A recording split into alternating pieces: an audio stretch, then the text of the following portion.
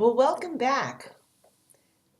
This video is going to look at the period of time between the 1960s and the 1980s. So 1960 to 1980. There was so much going on during the 60s.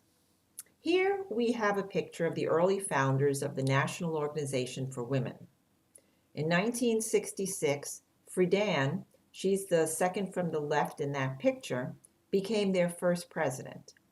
They were inspired by the failure of the Equal Employment Opportunity Commission to enforce Title VII of the Civil Rights Act of 1964, which was intended to end sex discrimination in employment.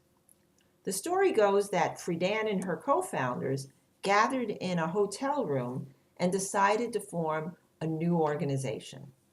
Friedan scribbled the word "now" on a hotel napkin, and that's how it all began.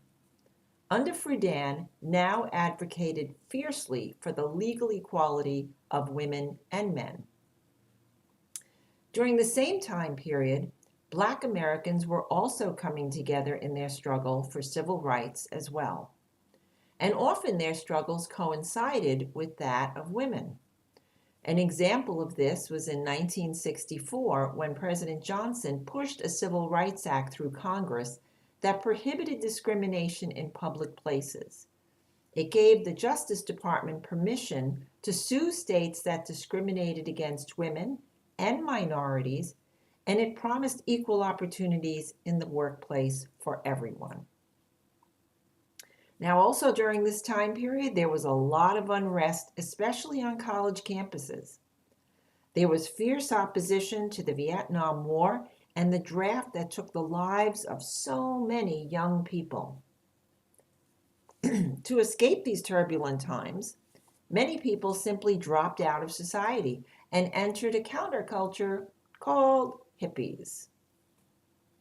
So, without a doubt, there was a whole lot going on in the 60s.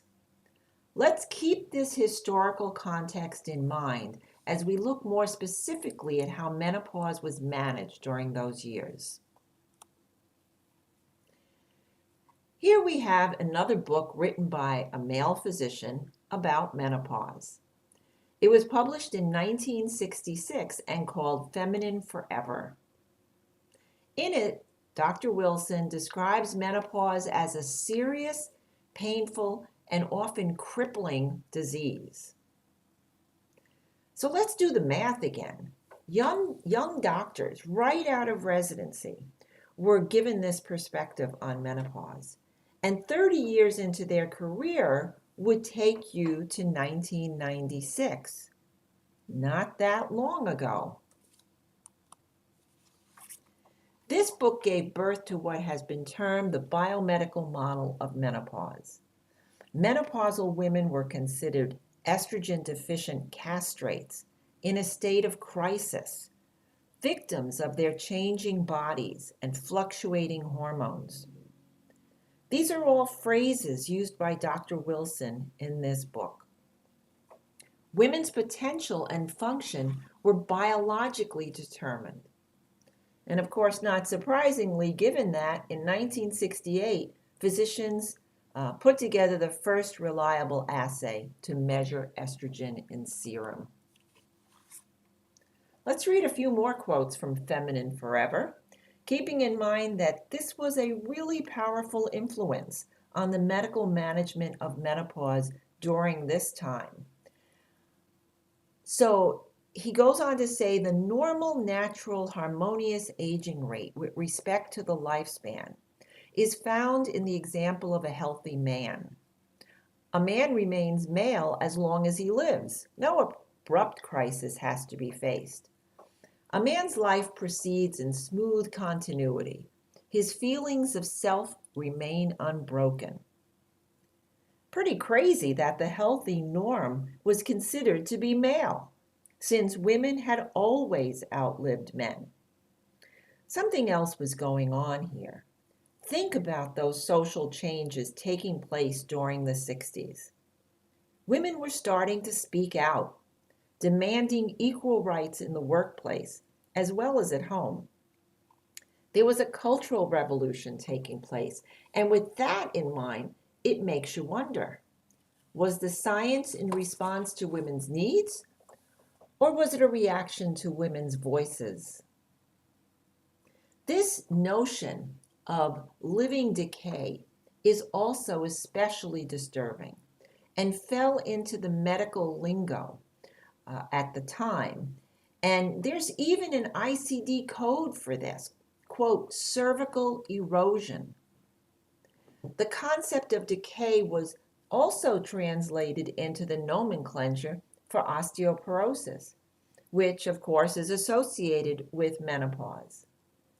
And you'll see often, or at the time, and even still, this phrase, decaying of bones.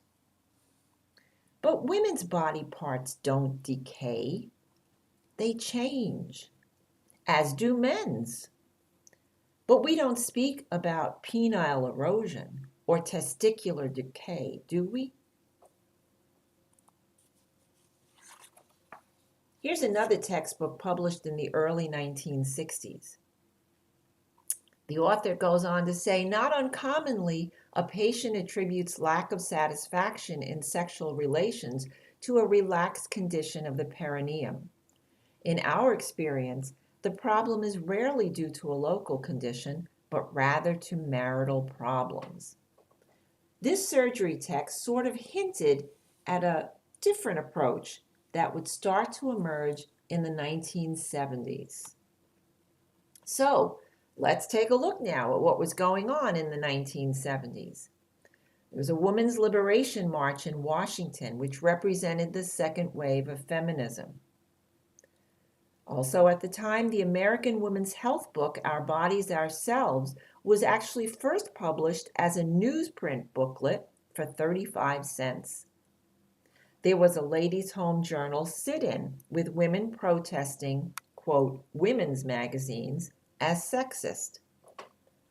And on August 26, 1970, which was the 50th anniversary of women's suffrage in the U.S., tens of thousands of women across the nation participated in the Women's Strike for Equality. It was organized by Betty Friedan and thought up by feminist leader Bella Abzug, who was elected to the U.S. Congress, famously declaring, quote, a woman's place is in the house.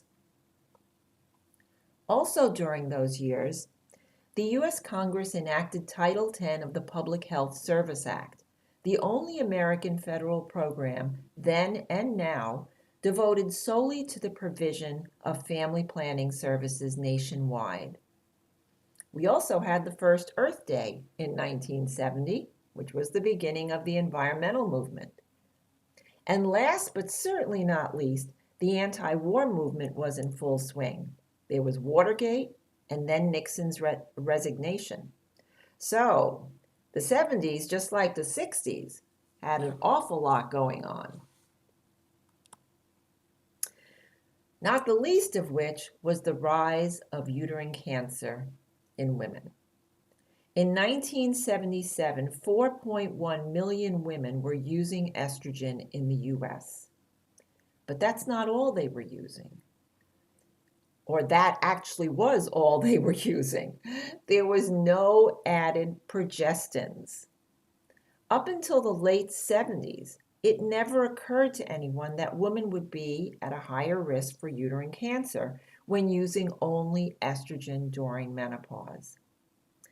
It wasn't until 1975 that the first reports linking uterine cancer with estrogen use appeared in the New England Journal of Medicine.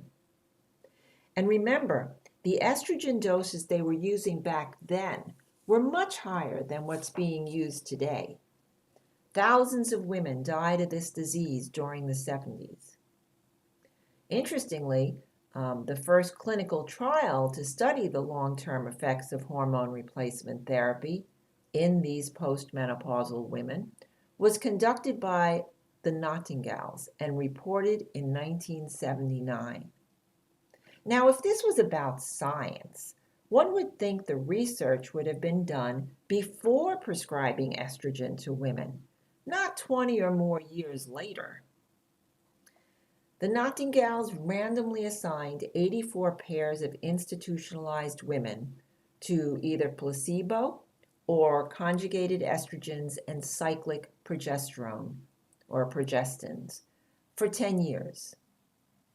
Although this research was long overdue, this trial was also well ahead of its time, being conducted years before the Women's Health Initiative. Unfortunately, it was too small to answer questions about heart disease or breast cancer. We have a history in women's health of quite a few mistakes. We had DES, thalidomide, the Dalkon Shield. But rather than curse that history, we need to learn from it. It's simply never okay to prescribe medications or devices that have not had sufficient research to support their safety for women's use. Or at the very least, women should be fully informed of the gaps in our knowledge. So whether it's oral contraceptives or hormone therapy, the other problem is that we always started out with doses that were way too high, much more than women should ever have been given. So with so many women dying of uterine cancer, the 1970s heralded yet another new approach to menopause. A theory emerged called the social or no effect approach. The goal was to perceive women as no different than men. And where there were any apparent differences, they were the result of social roles, not biology. So women were not experiencing menopause, rather they were experiencing what we call the empty nest syndrome. Kids growing up and leaving the nest usually occurred around the same time as the last menses. This new model was basically a reaction to all those deaths from uterine cancer under the biomedical model. So an anthropologist by the name of Flint conducted research in India where he found women from a certain social group had very few menopausal symptoms because he concluded their status in society actually increased rather than decreased as they approached middle age. Prior to menopause, these women had several social constraints, such as needing to be heavily veiled, especially in public, and always accompanied by a male, never alone. Once they stopped menstruating, they could remove their veils and go play cards with the boys, or whatever else they wanted to do. And so research supported the notion that menopause was the result of changes in social roles, not biology. And I'll just put a little bit of a commercial here. If you're interested, I can create a continuing ed activity that looks at cultural differences in the experience of menopause. Just let me know in your evaluation. Now, getting back to this social model, even nursing got in on this new perspective. There was growing agreement among nurses that there should be a conceptualization of midlife that was based more on social roles rather than biologic function. McGuire and Sorley published this article in the Nurse Practitioner Journal in 1978 and said the following: sociologic function, as in role loss and role change with aging, is far more accurate in understanding the processes involved and more helpful in giving directions for counseling women. I was in one of those first women's health graduate NP programs in 1980, so I can tell you this was very much the thinking. However, estrogen was also still playing a prominent part in the management of menopause. So this concludes the amazing decades of the 60s and the 70s. In the next and last video, we'll look at the 80s and the 90s.